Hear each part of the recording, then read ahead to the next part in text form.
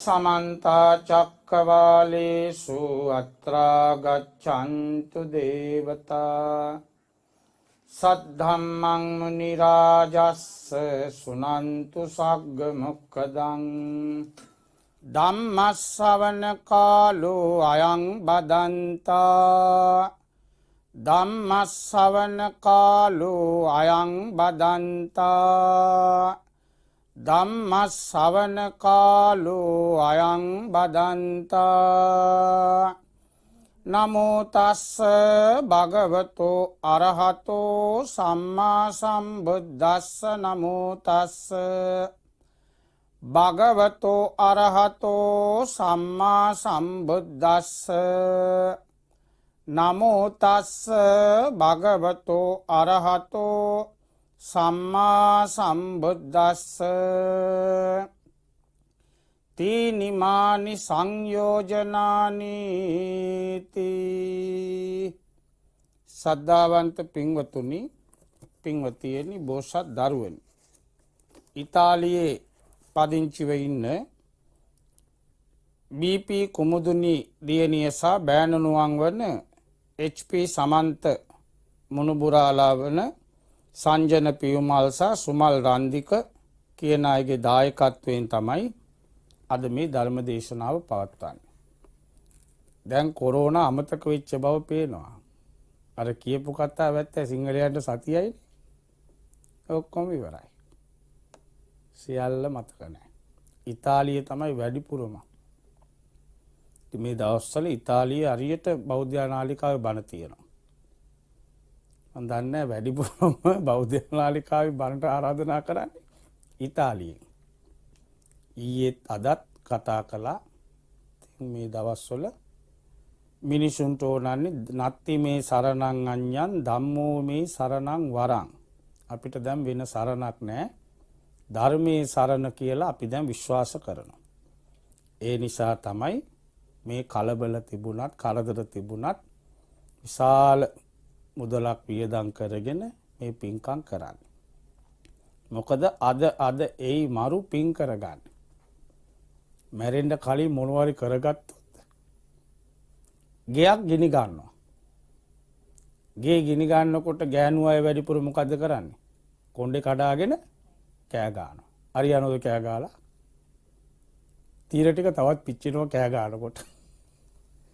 ඒ වෙලාවේ තමනුත් පුච්ච ගන්න නැතුව සාලේ තියෙනවා මිදුලේ තියෙන ඔක්කොම අරන් එළිය දාගත්තොත් ඒ ටික මොකද වෙන්නේ? ඉතිරි වෙනවා. ආයි ගන්න පුළුවන්. ඒ වාගේ 12 ගින්නකින් අපි ඉපදිච්ච දා ඉඳලා මේ ශරීරය ගිනි ගන්නවා. අපිට තේරෙන්නේ නැහැ. ඒ කියන්නේ අපි කනේ ඔක්කොම බඩේ දිරවන්නේ. ගින්දර තියෙනවා. පඨවි ආපෝ වායෝ තේජෝ කියන්නේ ගින්දර. එතකොට ජාතිය උපන්දා ඉඳලා මේ ගිනි ගන්නවා.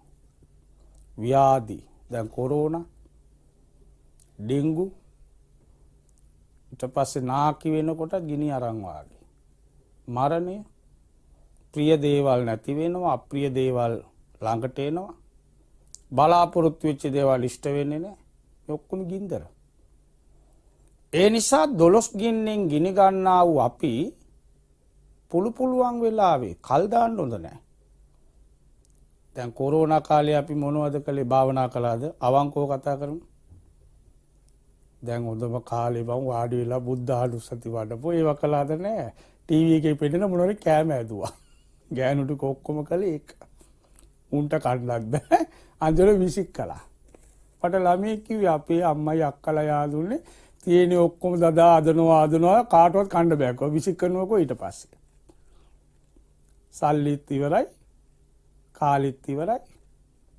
කෑවේ නැද්ද අපි? ඊට පස්සේ කරපු දේ තමයි බුදිය ගත්තා.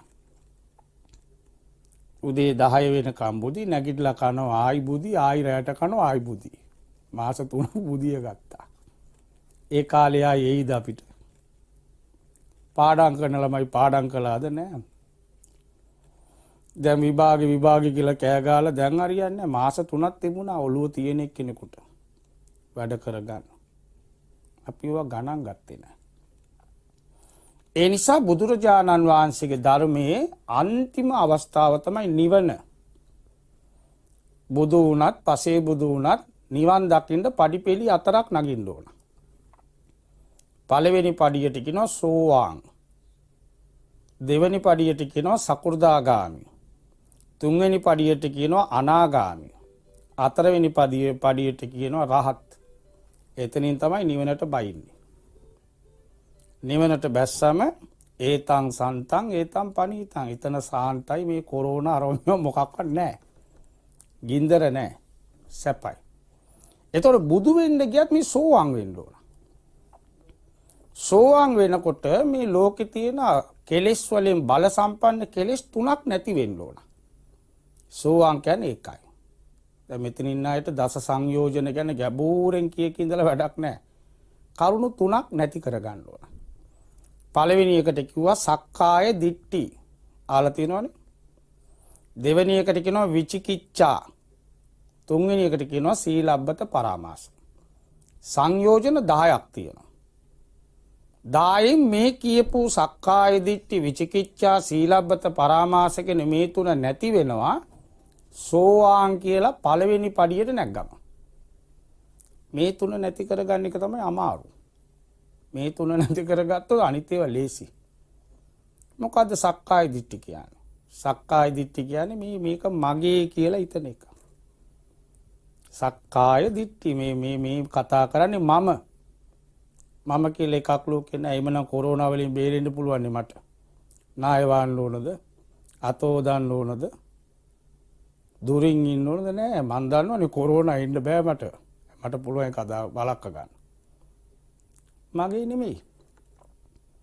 පුත්තා මත්ති ධනම්මත්ති. සමහර විට අපි හිතනවා මට ළමයි ඉන්නවා.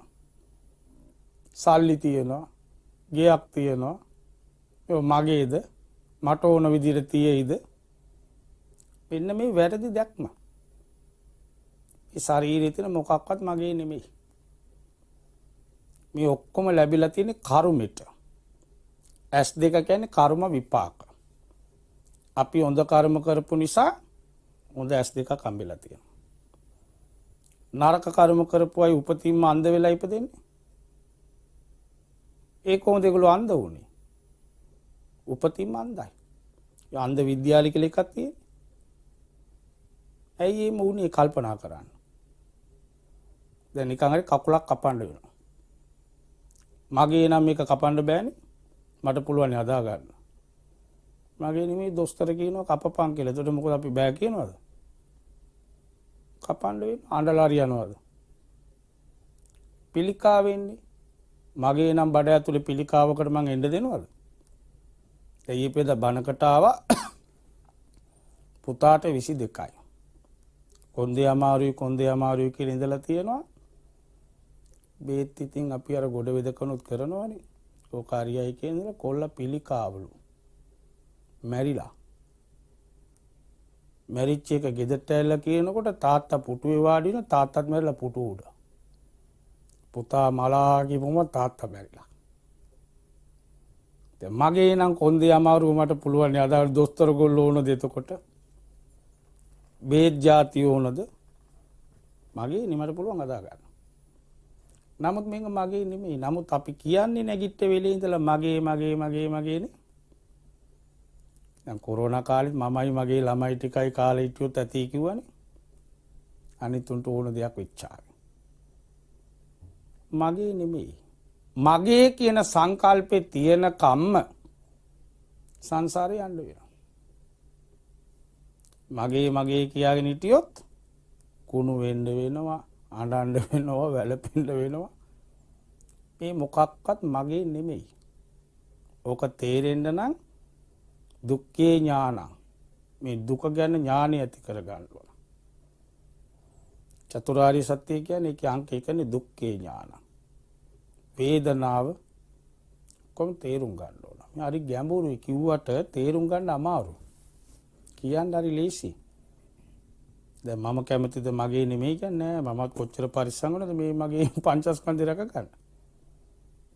දැන් අපි කොච්චර පරිස්සම් වුණේ කෑම කන්න දැන් සීනි අමාරුව තියෙනවා.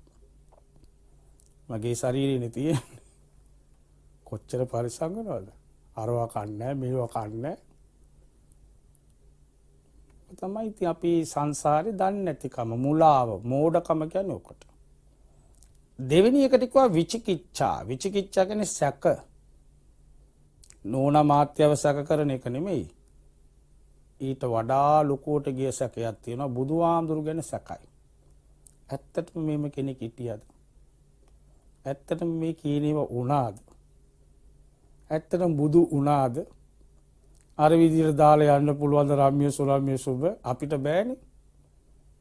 අපිට දවසක් ළමයා දකින්න නැතුව ඉන්න පුළුවන්ද? මේ ළමයාගේ මූණවත් බලන්න නැතුව පැනලා ගියාද? දුෂ්කර ක්‍රියා කළාද? පළවෙනි බණ කිනුට පොළොව කම්පා වුණාද? ඉන්නෝ අපිත් එක්කම මිනිස්සු. නිවන් දකින්න බාධාවක්. ධර්මයේ ගැන සැකයි. පටිච්ච සමුප්පාදේ, චතුරාර්ය සත්‍ය, ආයතන ධාතු කියලා මා ගැඹුරට තියෙන අභිධර්මයේ සැකයි. තේරෙන්නේ නැහනේ සැක කරන. සංඝයා ගැන සැකයි. ආඳුරුගොල්ල උඩින් ගියාද? සරියුත් ආඳුරු හිටියද? මුගලන් ආඳුරු හිටියද? ඔය කියන විදිහට දිව්‍ය ලෝකෙට ගියාද? ඕවා ගැන සැක කරනවා. සීල ගැන ඔය සීල් රැකලා හරියනවද? සීල් රැක්කත් එකක් නැතත් එකයි මැරෙනවානේ. ඕවා කියලා හරියනවද? ඉන්න කන්නේ බං ඔය කාලා බීලා හිටපන්. ඔය දඩේම ගිහලා සතාව මැරුවම ඒ පව ඉවර වෙනවලු සතාව කෑවම. මැරුවා කෑව ඉවරයි. ඕම ඉන්නවා. ඉන්න කන්නේ බං ඔය ඉඳලා මැරිමු කියලා කියන්නේ. පවට බයත් නැහැ, ලැජ්ජත් නැහැ. මේ ලෝකෙ ගැන සැකයි. ගිය ආත්මේ මං හිටියද? මැරිලා ඉපදෙනවද? මොන පිස්සුද ඔක්කොම මෙතනින් ඉවරයි. ඔන්න සැකයක් තියෙනවා. ඒකට තමයි කියන්නේ විචිකිච්ඡා. බොහොම ගැඹුරුයි ওই මාතෘකාව. ඊළඟට සීලබ්බත පරාමාස. ඒ කියන්නේ වැරදි වෘත්ත. ඈම ආගමකම තියෙනවනේ. දැන් ඉන්දියාවේ බුදුහාඳුරු ඉන්න කාලෙත් හිටියා මේ දැනුත් ඉන්නවා එළුවෙන් යනවා. මේ අවුරුදු 18 20 අවුරුදු 45 50 පිරිච්ච පිරිමි අය නූල් පොටක් නැතුව පාරි ගියු ලස්සනයිද?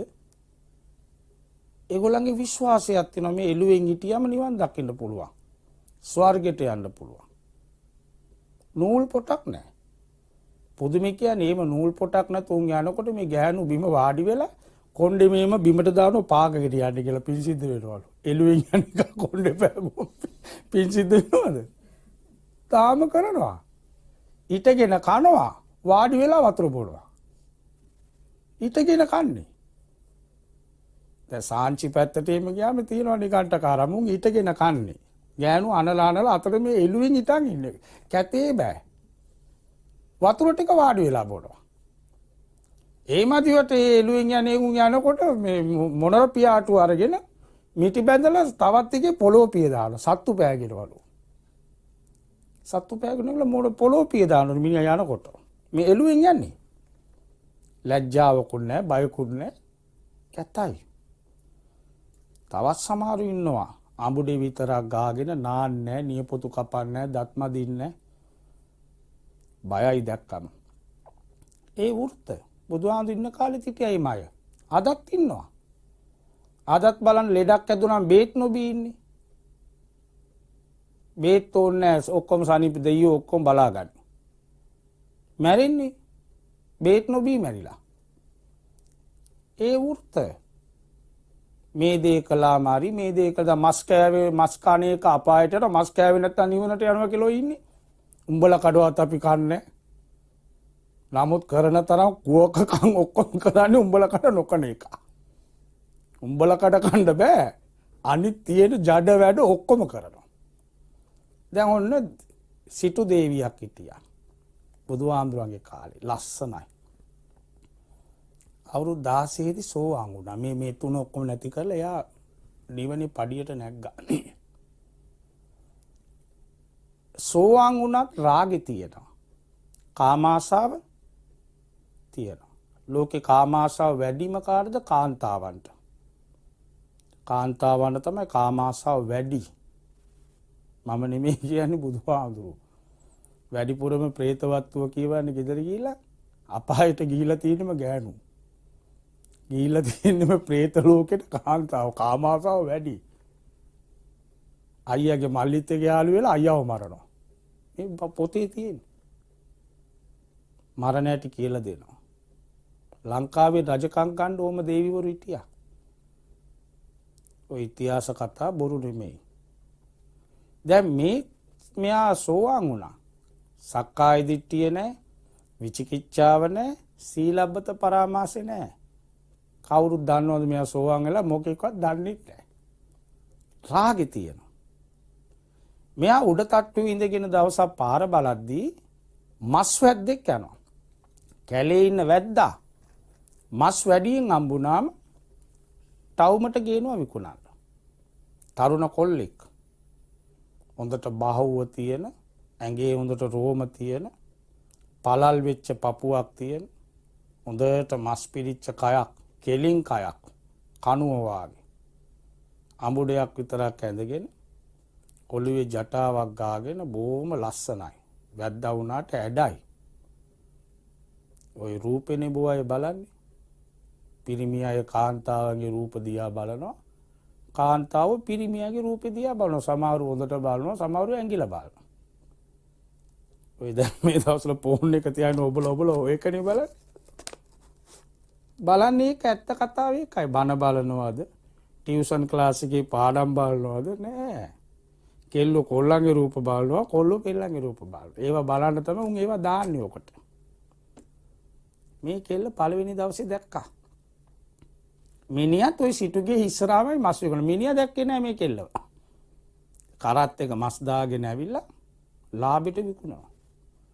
පළවෙනි දවසේ දැක්කා. රූපප්පමානෝ රූපප්පසන්නෝ. රූපේ දැකලා පැහැදෙනවා. ආසාවක් ඇති වුණ ආදරයක්. දන්නේම නැතුව යදින්නේ. ඕක තමයි රාගය ඇති. දන්නේ නැහැ. දැන් කසාද බැඳපු අයද නාකියයේ ඉන්නවා. දන්නේම නැතුව ආදරයක් එනවා හිත ඇතුළ. රාග කියන්නේ ඒකට ගින්දර. කාන්දම වාගේ. ඕකයි මේ සසල දුකයි කියන්නේ. සසල දුකයි කිව්වේ ඕකටයි. පැටලෙනවා. පැටලිලා Tamanට අයිති කරගන්න බලනවා. අයිති කරගන්න ඕන වුණාම කොඩි වින කරනවා. ඔය දේවාල වලට පොල් ගන්නවා, චොකලට් වතුරනවා, සීනි වතුරනවා. දැන් අපේ පන්සලෙත් කපු මාත්තේ හිටියයි මනුස්සයා මලා. මං ආගෙන ඔය ගෑනුවෙක් කෙනෙක් කැලකුවා මේ මිනිහා කියනවා මං ඉන්නව දැක්කේ නෑ. ඇඟිල්ල විදලා ලේ ටිකක් ගේන්න උණු සීනි වලට දාලා. ඕක කරන්න පුළුවන් ද ඇඟිල්ල විදලා ලේ. ගිනවනේ. කොහොමරි ගිනවා. ඒ මොකද මට කරගන්න ඕන. රාගය.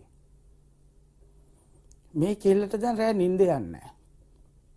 දැන් ඒ කාලේ අද වගේ SMS ගන්න එහෙමනම් එතන උඩ ඉඳලා කොහොමරි නම්බරේ ගන්නවා. මස් වෙලදාමෙන් හරි මිනිහා නම්බරේ කියනවා කිලෝ එක මෙච්චරයි කියලා අංක ටික කියනවා.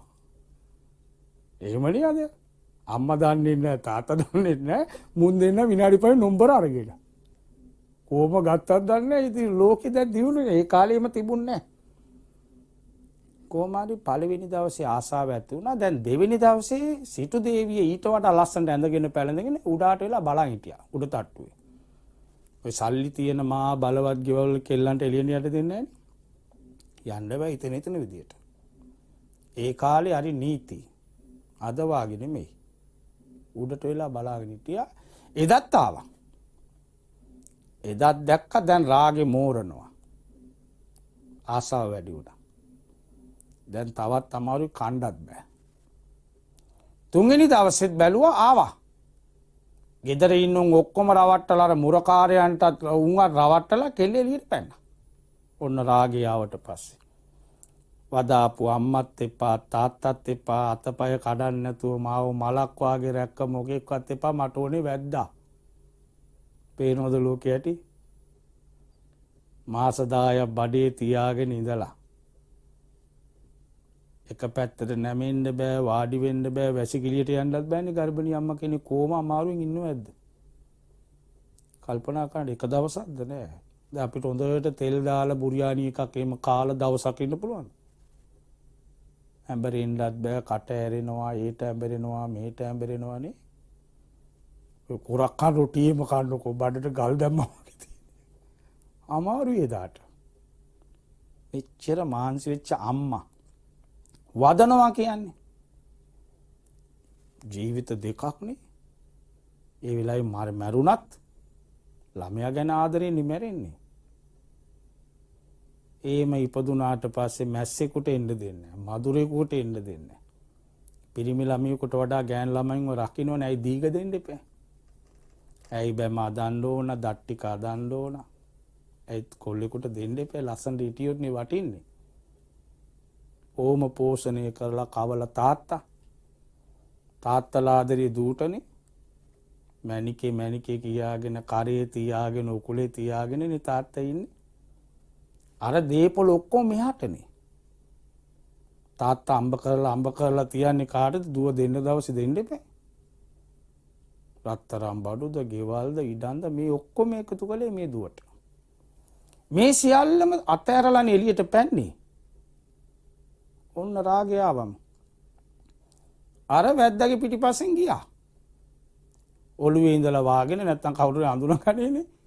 ඔළුවේ ඉඳලා වාගෙන පස්සෙන් යනවා. කැලේට ඇතුල් වෙන තැනක් තියෙනවා.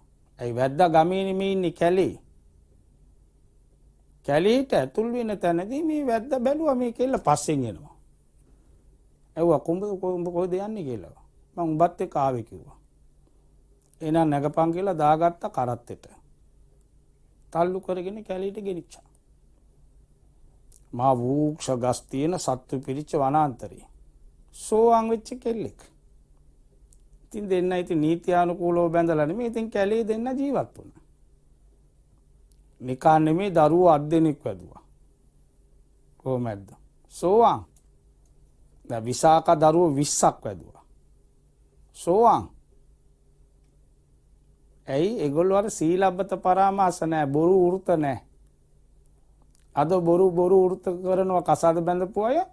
ළමයි හම්බුනාම බැඳීම වැඩි වෙනවා. ඒ මුනාම සංසාරි දික් වෙනවා. එමනම් මුන් සෝවාන් වෙලා සංසාරි දික් කරගන්නද ළමයි හදන්නේ? ළමයි අත් දෙනාට කිරි දීලා කැලේ මායි ගමට ගියෙත් නෑ.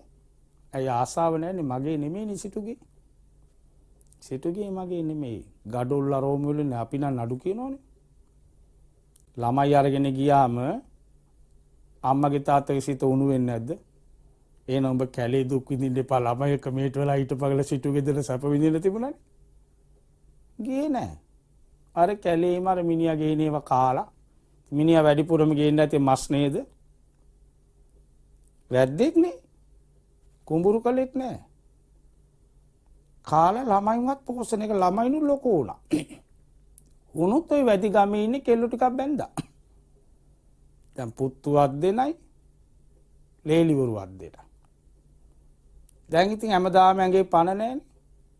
දැන් වයසට යනවා. ආච්චි 100 වෙන්න එපා. නමුත් මේ සෝවාන් වෙච්ච කෙනා අර මිනිස්සයා හොඳට ජීවත් වුණානේ. මිනිහා කියනවා දැන් රැට කියනවා ඊට මං පාන්දරින්ම දඩේම යනවා කැලේ ඇතුළට යන්නේ අර මන්නේ හොඳට මුවත් කරලා තියපන් ඊතල දුනු ටික ගෙනල්ලා තියපන් දෙන්න එපා. එයා මැරුවේ නෑ. එයාගේ චේතනාවකුත් නෑ මරන්න. එයා ගෙනල්ලා දුන්නේ ඇයි? ස්වාමි භක්තිය. පුරුෂයාට තියෙන භක්තිය. කර්ම කරන්න නෙමෙයි යාට ඕනේ මේ ජීවත් වෙන්න එපා. අද මේවා විකෘති කරනවා සමහර ඇත්ත කතා කරන්නේ. ඇත්ත කතා කරන්නේ. නමුත් බණ පොතේ මේවා තමයි ඇත්ත කතාන්දර. සීනි බෝල නෙමෙයි. දැන් ස්වාමියා සෝවාන් වෙච්ච කෙනෙක් නික ඔය ඇත්තොත් හිතයිනේ දැන් අර වැද්දා එක්ක ළමයි අතකොත් අදලා ඉතින් අර මිනිහා සත්තු මරන. ඉතින් මේ මිනිහා නේ මරන්නේ මෙයා නෙමෙයි. මේ මිනිහා මගේ නෙමෙයිනේ. බැන්දා. බැන්දර මිනිහා මගේද? මට මංවත් නැති කල මොන මිනිහෙක්ද මට? මිනිහා මගේනේ මට මංවත් නැහැනේ. මේ කෙස් මගේද? මගේ නම් කෙස් ටික සුදු වෙන්න එපා කියලා හැමදාම කළු පාටට තියාගන්න පුළුවන්. පනාවට කියන්න පුළුවන් එකක්වත් ගැලවුණොත් බලාගනි. ගැලවෙන්නේ නැද කෙස් ගැලවෙන්නේ? දත් මගේද? 45ක් වෙද ඉල්ලාස් වෙනවා දත් ටික. මං එපා කිව්වත් බේතුත් දාලා බොම අමාරුයි ඒ ගැලවෙනවනේ. මදිනකොට ටක් ගාලා බිම නැත්තම් මොකේ කරේ ඇන්නොත් දත් ටික බිම. ඇත්තත් මගේ නෙමෙයි. එහෙනම් මේ මොකක්වත් මගේ නැත්නම් අර වෙනම ශරීරයක් තියෙන මිනිහා මගේද නෑ. ඒ මිනිහා කරන කර්ම ඒ මිනිහාගේ. මං කරන කර්ම මගේ. අද ගොඩාක් ලංකාවේ පිරිමි අය කියන ওই කතාව. ආමදුරුවනේ නිතරම අපි පන්සලට නාවට නෝනා එනවනේ. අපිට එන්න බැරුණාට අපේ අපි කරන්න ඕන දේවල් නෝනා කරනවනේ. හරි නෝනා කොළොත් නෝනට. දැන් මාත්‍යට බඩගිනි කියලා නෝනාපත් කෑවම මාත්‍යගේ බඩගින්න හරියනවද? මාත්‍යට බඩගින්න මාත්‍ය කන්න ඕන. නෝනා කෑවනේ මට ඕනේ නැහැ කියලා උබුදිය ගන්නවද? නෑ. තමන්ට බඩගින්න තමන් කන්න ඕන. අර මිනිහා කරන කර්මයාගේ. නමුත් මෙයා ස්වාමි භක්තිය. ස්වාමියාට ඉතින් කියන දේ කරන්න ඕනේ. දාසි බරියා කියලා කෙනෙක් ඉන්නවා. වැඩකාරි වාගේ. මොන විදියට ගැව්වත් බැන්නත් බිම පෙරලගෙන පාගනවා. ඒත් ඇඳුම් ටික හොදනවා, බත් ටික උයනවා, කණ්ඩ දෙනවා. ඒ මාත්‍යනේ. ඒ ආදරේ තියෙන්න ඕන. පවුලක් කියන්නේ ඒකයි. ඔක්කොම දුක් ඉවසන්න ඕන. ඒක නෙමෙයි පොළවට කාන්තාව කියන්නේ. පොළවට පිරිමි කියන්නේ මාතෘ භූමි කියන්නේ. මේ පොළොව උඩනේ නම් අපි ඔක්කොම මේ කරන්නේ. දැන් බලන්නකෝ දොස්තර උපාධියක් ලේසි උපාධියක්ද? MBBS උපාධිය කියන්නේ ලේසි නෑ. කොච්චර කටපාඩම් කරන්න. බේත් ಜಾති කොච්චර හැද්ද? හරියට නලාව තියලා බලලා ලෙඩි බේත ලියලා දෙන්නේ. ඒතර කොහොම කටපාඩමක් තියෙන්නේ. පොඩ්ඩක් වැරදුනම ඇලර්ජික් වෙනවානේ. දොස්තරට නඩු දාන්න පුළුවන්. ඒම ඉගෙන ගත්ත දොස්තර කෙනෙක් සල්ලි හොරකම් කරනවා කියන්නේ ප්‍රසිද්ධිය. මේ පොළොව උඩනේ. මේ පොළොවේ ඉන්න අපි ගෙවන බදු වලින් ඒගොල්ලෝ ඉගෙන ගන්න. තවත් දොස්තර කෙනෙක් කලේ දැන් බලන්න අවුරුදු 16 17 නෙමෙයි අවුරුදු 10 12 වෙනකොට ගෑනු ළමෙක් වදපු තාත්තට හරි තමන්ගේ නිරුවත පෙන්නනවද? තමන්ගේ තාත්තට හරි තමන්ගේ සංගවිච්ච තැන් පෙන්නනවද? අම්මට හරි පෙන්නනවද? ලේසි කලා බැරිම තැනනේ පෙන්නන්නේ. දොස්තර ළඟට ගියාම අපි පෙන්නන්නේ නැද්ද? අම්මට තාත්තට පෙන්නන්නේ නැති නිරුවත දොස්තරට පෙන්නන්නේ නැද්ද අපි? ඇයි විශ්වාසයක් නේ? ඒම ගිහිල්ලා පෙන්නනකොට ඒ නිරුවත පටිගත කළොත් දොස්තරද? එයා දොස්තරද? તો මොනවද මේ උගානලා තියෙන්නේ? මේ මෑත කාපු ડોක්ටර්ස්ලා නෙමෙයි කරන්නේ. මොනවද ඉගෙන ගත්තේ? මොනවද අපි ඉගෙනුවේ? පොත පාඩම් කළා විභාගෙ ලියන්න පුළුවන්. සමහරුන්ගේ කනාපාර වදිනවා, පෙර පිනක් වදිනවා. පරණ පිනක් කඩා වැටුණා කියන්නේ කොහොම හරි බලනේකාරී නිදිමතේ ලකුණ දානවා. පේපර් එක බලන එකට නිින්ද ගිහිල්ලා ඌට ඉක්මනට ගෙදර යනවා. ඌ මේක හරි කියලා දාලා ලකුණක් දුන්නා. නමුත් ඇත්ත දොස්තර නෙමෙයි. ඒමන හොරකම් කරයිද? ඒ චරිතේ. ඒ දොස්තර මාත්‍ය පව් මොන මානසිකත්වයක් දන්නේ නැහැ. අපි දොස් කියන්නේ කෙලෙස්නේ. ආසාවක් ආවා. යාට මොකක් හරි ලොකු ප්‍රශ්නයක්ද දන්නේ නැහැ. ලොකු ප්‍රශ්නයක්ද යාට දන්නේ. යාගේ තියෙන ප්‍රශ්නේ යා දන්නේ. නමුත් යාගේ ගෙදර අයට පාර යන්න පුළුවන්ද? ආයි රස්සාව කරන්න පුළුවන්ද? ගමේ ඉන්න පුළුවන්ද? ට්‍රීවිල් රථයක යන්න පුළුවන්ද? අනේ හිතුවේ නෑ. චුට්ටක් කල්පනා කරා නම්. ඒකයි මේ කියන්නේ ආසාව. ඒවත් තියෙනවා. ඒවා ඉතින් අනාගාමි වෙනකන් රහත් වෙනකන් පරිස්සමින් මේ ගමන යන්න ඕන. දැන් මෙන්න මොකද කළේ? බුදුහාමුදුරුවෝ බැලුවා දවසක්. මේ වැද්දෝ ටික ඔක්කොමලට නිවන් දකින්න පින තියෙනවා. පින තියෙනවා. වැඩිකම් කළාට. පින තියෙනවා. දැන් අඟුලිමාලෝ බැලුවේ. මේ උන්නම් සත්තුන් වෝනේ මරන්නේ. අර මිනිහා ඇඟිලිමනේ කැපුවේ. දකින ඇඟිලි කපනවා. කපන ඇඟිල්ල ගස් උඩ අරේමි තිබ්බම ඒවා සත්තු කෑවා. නැති වෙනවයි 10ක් ඕනනේ. හැමතිස්සෙම මේවා නැති වෙන නිසා මොකද වෙන්නේ? කපන ඇඟිල්ල කම්බියක් දාලා ඊර කරලා ගැට ගාලා කරේ දාගත්තේ. සතුට කන්න බෑනේ. ඒ නිසා තමයි අඟුලිමාල කිව්වේ. කරේ තිබුණා මාලයක්, ඇඟිලි මාලයක්. නිකම් බොරු ඇඟිලි නෙමෙයි, මිනිසුන්ගේ ඇඟිලි. කොහොම ගඳක් ඇද්ද කුණු. ලංකාවේ තේමේකේ හිටියා. සුනාමිය ආවනේ. සුනාමිය ආපු වෙලාවේ මූදු තීරේ මිනිහේ කේට යනවලු මේට යනවලු මැස්සු පිරිලා. මිනිහාගේ වටේම මැස්සෝ පොලිසියෙන් අමුදාවෙන් අල්ලලා. ඇයි මෙච්චර මැස්සෝ? උගේ සාක්කු දෙකේ මෙතන තිබිලා තිබුණේ ඇඟිලි. හරියට මුදු තිබිච්ච ඇඟිලි ටිකම කපලා. රත්තරන් මුදු තිබිච්ච ඇඟිලි කපලා මාර මරුණා මිදිමෙනවනේ. ඒක ගලුව ගන්නකොට තව පෙරේතකමට තව ඇවිදිලා. අර ලැබුණම මදිනේ දැන් එකපාරට 10ක් හම්බුණා. මුදු 10ක්. තවත් කොයි හරි ඇතිබං කියලා ඌ ඒ ඔක්කොම සාක්කු විදාගෙන තව ගිහිල්ලා. අන්තිමට තීන ටිකක් නැති වුණා. අධික තණ්හාවේ ඇතිනේ දික්ත ධම්ම වේදෙන තීන ටිකක් නැති වුණා. ඒ වගේ කපේ බණ පොතේ ලස්සන කතන්දර තියෙන ඕවට ගැලපෙන. දැන් මොකද කළේ? බුදුහාමුදුරු දැකලා බුදුහාමුදුරු තනියම කැලේට වැඩියා. ගිහලා මේ වැද්දා අටෝලා තියෙන සත්තු මරණ ක්‍රම දැන් අද වාගේ වෙඩි තියන්න අරමියව තිබිලා නැහැ. මන්ද කියලා එකක් තියෙනවා. මුවෙක් බැටළුවේ කරේ මේ කැලේ ඉන්න සතා ඒකට කකුල තියපු ගමන් කකුල ලොක් වෙනවා දුවන්න බෑ. ඊළඟට තියෙනවා බොරු වලවල් කපලා උඩින් දානවා ලෑලි කෑලි තනකොළ පිදුරු සතා දුවනකොට ඕකේ පෑග ඇතුළට ගිය රූටේ උඩට එන්න බෑ. ඊළ දැල් තියෙනවා දැල එලලා තියෙනවා. වැටිච්ච ගමන් උඩ ගස් වල ලණු බැඳලා තියෙන ලණු පාත්‍රයල දැල උඩට යනවා. එහෙම තිබුණා ඒ කාලේ මරණ ක්‍රම, දඩයන් ක්‍රම. බුදුහාඳුරු මේ ඔක්කොම නැති වෙන්න අදිෂ්ඨාන කරලා බුදුහාගේ ශ්‍රී පතුල පේන්න තියලා කකුල් මාක් එකක් තියලා ගහක් යට වැඩ හිටියා. බුදුහාඳුරන්ගේ යටිපතුල හරි ලස්සනයිනේ. 108ක් මංගල ලකුණු තියෙනවා. හැමදාම ඔක පේන්නේ නැහැ. අදිෂ්ඨාන කළොත් පේනවා. සිරිපාදයේම මිනිසු නගින්නේ ඒකයි. වැද්දාගින් බැලුව ඔක්කොම නෑ කඩලා වාගේ. කවුද මේ අපරාධ කළේ කියලා බලාගෙන යනකොට අර පාද සටහන දැක්ක. ඒක බලාගෙන යනකොට බුදුහාඳුරු වැඩිනවා ලස්සනයි. ගාක් යට ගල් රූපේ වගේ වැඩිනවා. මේක තමයි ඔක්කොම කළේ කියලා ළඟට යනකොටම බුදුහාඳුරු එයාට අදිෂ්ඨාන කළ මින් වාඩි කළ එයාට කතා කර ඉන්නවා. සිංහයෝ වාගේ යන්නේ බුදුහාඳුරු ළඟට. බුදුහාඳුරු ළඟට ගියම බලු කුක්කෝ වෙනවා. ඒ මූණ දැක්කම බනින්න ගන්න හිතෙන්නේ මහා කාරුණිකෝ නාතු අම්මව දැක්කා වගේ. ගෙදර ගෑනු කෙනා බැලුවා මේ මිනිහා ගියාමයි තාම නැන්නේ. ළමයින්ට කිව්වා ගිහින් බලපල්ලා කියලා. ළමයිනුත් ගියා. උනුත් නැහැ. ලේලි ටිකක් ගියා. උනුත් නැහැ මෙයක් ගියා.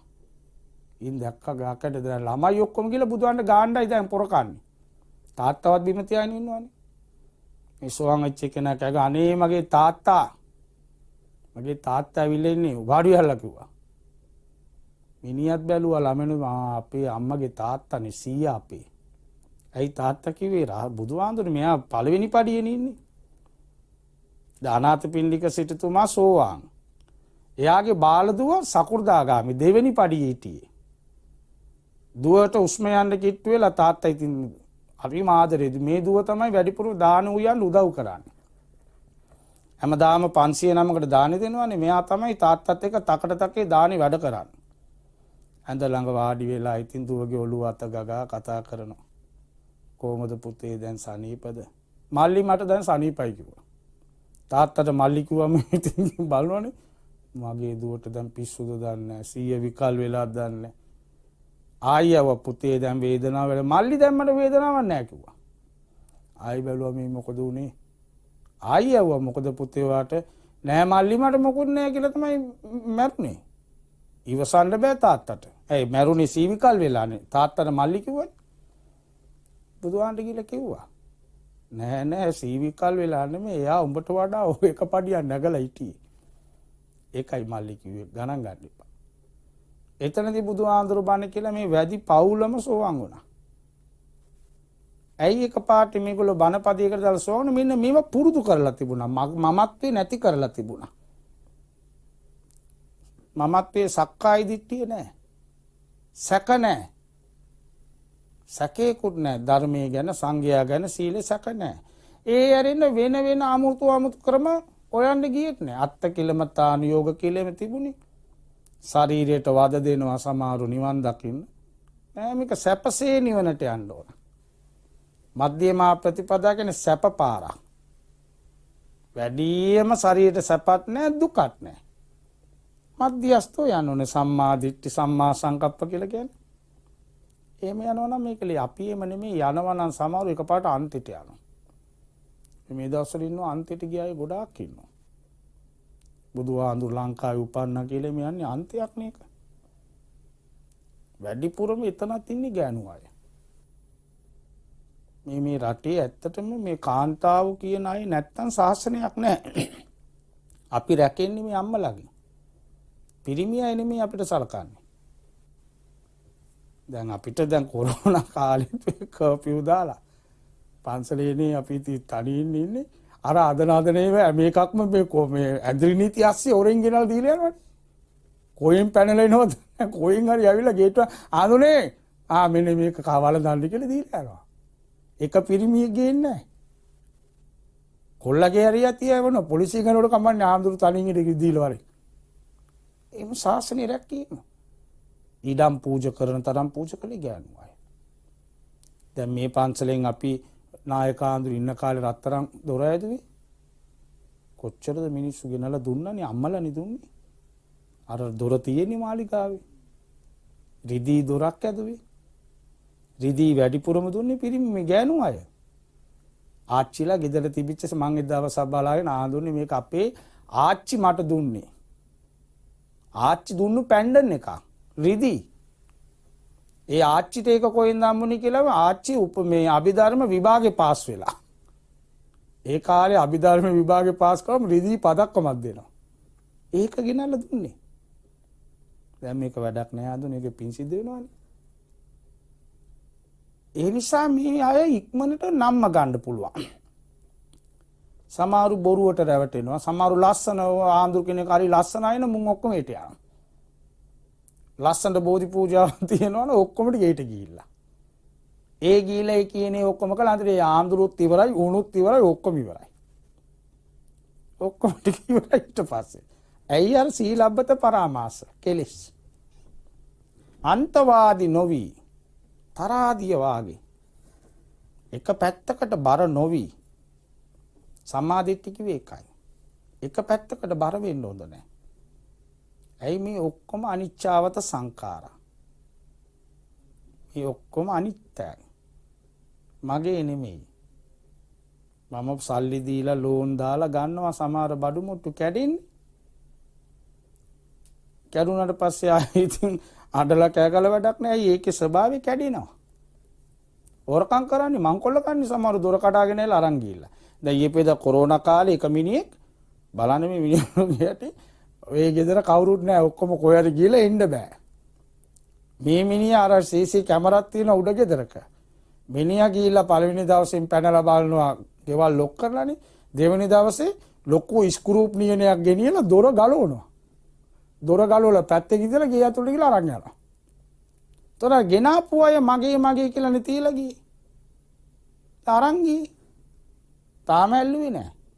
අල්ලන්නේ කොයිද අරන් ගිහලා ඌ ඔක්කොම ටික. ඒ නිසා අනිච්චාවත සංඛාරා.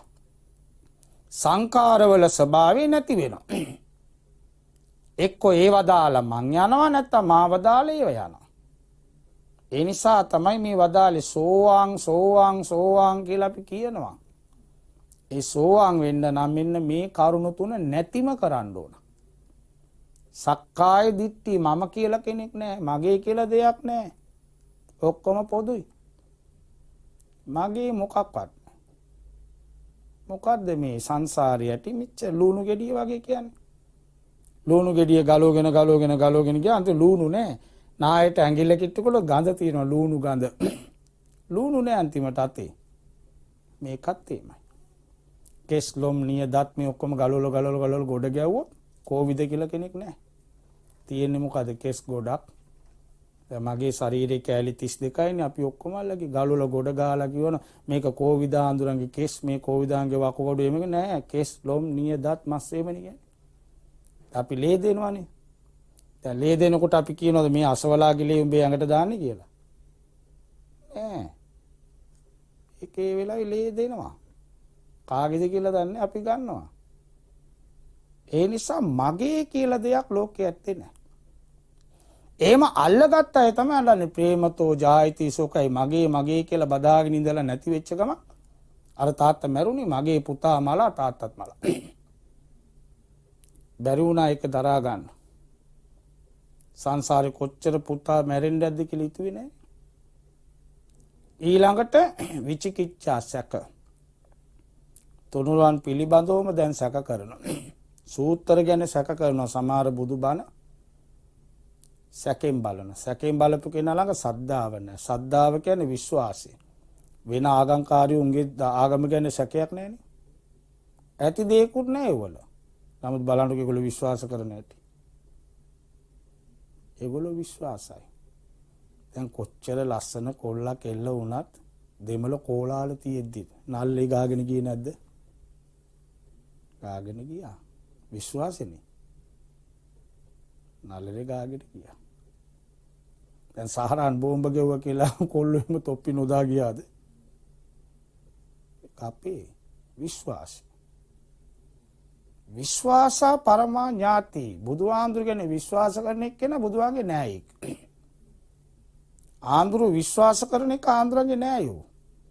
විශ්වාසයි. ඊළඟට ඕන් නැති වැරදි පිළිවෙත්. පුද පූජා පවත්වාගෙනම නැත්නම් එක එක ඒවා සමාදන් වෙලා එක එක විකාර වැඩ කර කර ඒ පින්ඩ ගියොත් පිස්සු ඇදෙනවා. ඕන් නැති ඒවල දේවාශිර්වාද ලැබෙන්නේ නැහැ. ඒවා නිකන් තමන්ගේ මොලේ මේ හොඳට ලැබිච්ච ඥානය විකෘති කරනවා. නිවන දුරස් කරනවා. නිවන ඈත් කරනවා. ඒ නිසා තථාගත බුදුරජාණන් වහන්සේ නමක් ලෝකෙට පහළ වෙන්නේ මේ ඇත්ත කියලා දෙන්න. මොකක්ද ඇත්ත? ලෝකේ නම් දුකයි. දුකට කාරණාව මේ මම කියන එක. ඒකට තමයි සමුදය කියන්නේ. ලෝභ කියන්නේ ඒකට. ලෝභේ තියෙන්නේ කොයිද? මම කියන එකනේ. ලෝභ. ඊළඟට නිරෝධ කියන්නේ නිවන, සැපයි. ඒකට යන පාර. ඒ පාර තමයි බුදුරු පෙන්වන්නේ. කියලා දෙනවා මේ ලෝකේ දුකයි. දුකට හේතුව මේ සක්කාය දිට්ඨි. මේ කියන මේ මම කියන එක. දුක නැති තැන තමයි සැප නිවන. නිවනට යන පාර මෙන්න මේකයි. මමත් මේකේ ආවේ. මම මේ පාරේ ඉන්න කලින් පාරවල් දෙකක ගියා. බුදුහාඳුරු කියන්නේ. ශරීරයට සැප දීලත් බැලුවා. හරි ගියේ නෑ වැඩේ. ශරීර දුක් දීලා බැලුවා. ඒ දුක තව දුන්නා නම් බුදු වෙන්න නෙමෙයි වෙන්නේ. ගායට මැරිලා වැටෙන්න වෙනවා. අපරාධ ජීවිතේ. ඊට පස්සේ නැගිටලා වළඳලා ශරීරේ ප්‍රකෘති කරගෙන මධ්‍යම ප්‍රතිපදා. බුදුවරු ගිය මග ඒකායන පාර. ඒකේ තමයි සෑම බුදු කෙනෙකුම ගියේ මධ්‍යම ප්‍රතිපදාව. ඒකේ යනකොට ඔන්න මේ උතුම් බුදු බව මට ලැබුණා. බුදු බව ලැබෙන්න කලින් සෝවාන් බව ලැබුණා, සකෘදාගාමි බව ලැබුණා, අනාගාමි බව ලැබුණා, රහත් බව ලැබුණා. ඒ රහත් බව උපරිම ලැබිච්ච නිසා සම්මා සම්බුද්ධ කියලා මට කියනවා. ජින කියලා කියනවා දින්නා. මේ කියපු කෙලෙස් ඔක්කොම දින්නා. බුදුවරු අපිට පෙන්වන්නේ දිනන මාර්ගය. ලෝභ, ද්වේෂ, මොහ කියන මේ අකුසල් දුරු කරගෙන සක්කාය දිට්ඨිය කඩාගෙන අර අම්බලමේ පිනා කියන්නේ ඒකයි. වලංක දග්ගෙන ඒක බින්ද පිගුණා. සක්කාය දිට්ඨිය කඩන්න ඕන. ඒකට මට ඉනාන්න එක නැති වුණාම ඉනා වෙනවා. ඉනා වෙන්නේ මොකද? කිසි දෙයකට බැඳීමක් නැහැ. නිවන්. අනේ සැපයි කිව්වේ ඒකට. ඒ නිසා කල්පනා කරන්න කිසි දෙයක් එක්ක ඇලෙන්න එපා. ගොඩාක් අම්මලා ළමයි එක්ක ඇලිලා අන්තිමට හරි දුකක් නෙමෙයි. ඇලෙන්න එපා. උනුත් මැරෙනවා මමත් මැරෙනවා. අතෑරලා දාලා ඉන්නත් බෑ. දැන් එහෙමනම් මේ වැද්දත් එක්ක ගියානේ ඔක්කොම අතාරින්න එපා නෑ. අතාරින්නත් එපා. අතාරින්න එක නෙමෙයි මෙතන කියන්නේ. හොඳට අවබෝධ කරගන්න ඕන. ඒ මොනවාම අඬන්නේ නැහැ. වැළපෙන්නේ නැහැ. එයා ඇත්ත දන්නවා. ඉන්නකන් සතුටින් ඉන්න ඕන. දැන් විසාක සෝවාන් වෙලා කොච්චරද සිටු ගෙදරක හිටියේ පන්සල් ඇදුවා ළමයි 20ක් ඇදුවා මාත්‍යත් එක්ක ජීවත් වුණා. දැන් මම සෝවාන් වුණා කියලා ඔක්කොම දමල ගාලා කියන ඒක ගොංගමක්. ඒක වැටෙනවා අර මේ සීලබ්බත පරාමාසයට. ඒව කලේ නෑනේ. ඒව කලේ නෑ. ඒ නිසා හොඳ අවබෝධයක්. ඒකටයි කිව්වේ චක්කුන් හොඳ පාදී හොඳ දැක්මක්. හොඳට ජීවිතේ සකස් කරගත්තොත් මෙලවත් ජයගෙන පරලවත් ජයගෙන සසරත් ජයගෙන කෙලෙසුත් ජයගෙන අමාමා නිවන් දකින්න පුළුවන් කියලායි අපිට දේශනා කොට වදාළේ. අද දායකත්වයේ මා මුලිනුත් මතක් කළ ඉතාලියේ පදිංචි BP කුමුදුනි දියණිය සහ බෑණනුවන් වන HP සමන්ත මුණුබුරන්ලා වන සංජන පියුමල් සුමල් රන්දිකගේ දායකත්වයෙන් සහ භාර්යාව වන H.J. සුමනාවති මාත්මිය සහ පවුලේ අනෙකුත් දූ දරුවන්ගේ සහභාගීත්වයෙන් තමයි ලෝකෙටම ඉතාලියේ දායකත්වයේ දරුවේ ලංකාවේ බණ පටිගත කරන්නේ ලෝකෙම ඉන්න අය මේක බලනවා. එතකොට මේ සමන්ත මහත්මයාට අපේ සුමනාවති මෑණියන්ට කුමුදිනී නෝනට මේ ඔක්කොමට පින් සිද්ධ වෙනවා. ධර්මයේ නිබෙදලා දුන්නේ. විශාල පිනක් බෞද්ධ නාලිකාවෙන් මේ කරන්නේ. මම අර මුලිනුත් කිව්වේ වැඩිපුරම දැන් මේ දවස්වල ආරාධනා ගොඩාක් ආවි ඔක්කොම ඉතාලියේ ඉන්න අය බණ ඉල්ලනවා. ඇයි නෑ ඉතාලියේ ගොඩාක් ඇතුළු වෙලා හිටියන්නේ. අර Facebook කරමිය බණ බලලා දැන් අද උදේත් කතා කළා ඊයේ රාත් කතා කළා ඉතාලියේ ඉඳලාමයි කතා කරන්නේ. මේ අත්ව අපි දැකලා නැහැ. නමුත් පෙරේදා දවල්ද මේ නෝනත් ඇවිල්ලා මතක් කළා. කොහොම නමුත් මේ සියලු දෙනාගේ දායකත්වයෙන් PB ඇලෙක්සැන්ඩර් පෙරේරා මහත්මයා මිය ගොස් වසරක් සම්පූර්ණයි. ඇලෙක්සැන්ඩර් මහත්මයාට සසර සැප ලැබේවා සසර සැප ලබාගෙන නිවන් දකීවා කියලා ප්‍රාර්ථනා කරනවා. මීට වසර කිහිපයකට පෙර මිය ගිය HP සමන්ත මහත්මයාගේ මෑණියන් වන ඇරියට් සිල්වා ආදරණීය මෑණියන් වහන්සේටත් සසර සැප නිවන් සුව ලැබේවා කියලා ප්‍රාර්ථනා කරනවා. මිය ගියා වූ සියලුම ඥාතීන්ට සමන්ත මහත්මයාගේ කුමුදුනී නෝනාගේ පරම්පරාවේ ওই දෙන්න විතරක් නෙමෙයි ලක්ෂ ගණන් මැරෙන්න ඇති. ඒ දෙන්න අපිට වඩා සංසාරය ගැන අවබෝධයක් ඇති කරගන්න ඇති විශාල පිරිසක් මැරෙනවා. ඒ දෙන්න දැක්කා. ඒ දෙන්නයි මුණුබුරාලා දෙන්න ඉතාලියේ ඉඳගෙන දැක්කා. දවසකට කීයක් මැරුණාද? එක දවසේ 10000 මැරුණා. දිගට වලවල් කප දැම්මා. ඒගොල්ලෝ ඒවා දැක්කා. අපිට ඒවා අපේ ටීවී එකේ බ්‍රේකින් නිවුස් කියලා අපිට ඕනේවනේ දෙන්නන්නේ. ඒ රටේ බ්‍රේකින් නිවුස් කියලා දාන්නේ ඕ අහන්න අද 10000ක් මැරුණා 5000ක් මැරුණා 8000ක් මැරුණා. කොහොම හිතෙන්නේ නැද්ද හිතට? මරණානුස්සතිය වඩන්න ඇති. ඒ නිසා ඒ දෙන්නටත් මුණුබුරාලා දෙන්නටත් අපේ සුමනාවති අම්මා ඇතුළු ඔබ අප සෑම දෙනාට දේව ආශිර්වාදය ලැබේවා. ධර්මය අවබෝධ වේවා. සක්කාය දිට්ඨි විචිකිච්ඡා සීලබ්බත පරාමාස ගැන කියවන්න. ඔය රේරුකාණී චන්ද විමල කියලා ආඳුනමක් හිටියා මානායක ආඳුනමක්. ඒ ආඳු ලියපු පොත්වල තියෙනවා විස්තර. අරගෙන තව ටිකක් කියවලා ඔය ඥානි තව වැඩි කරගන්න. එහෙනම් පැයකින් ඔයා විස්තර කරන්න බෑ.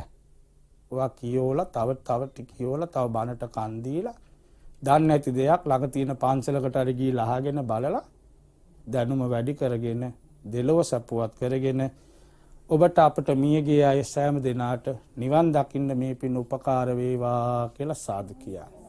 ආකාසට්ටා ච බුම්මට්ටා දේවා නාග මහිද්దికා පුඤ්ඤාන්තං අනුමෝදිත්වා චිරං රක්칸තු ශාසනං චිරං රක්칸තු දේශනං චිරං රක්칸තු ත්වං සදා. අනන්ත බුදු ගුණ බලයෙන් ඔබ සෑම දෙනාට ප්‍රඥාව පාල වේවා. උතුම් නිවන් පිණිස මේ පිනත් උපකාර වේවා කියලා ප්‍රාර්ථනා කරමු.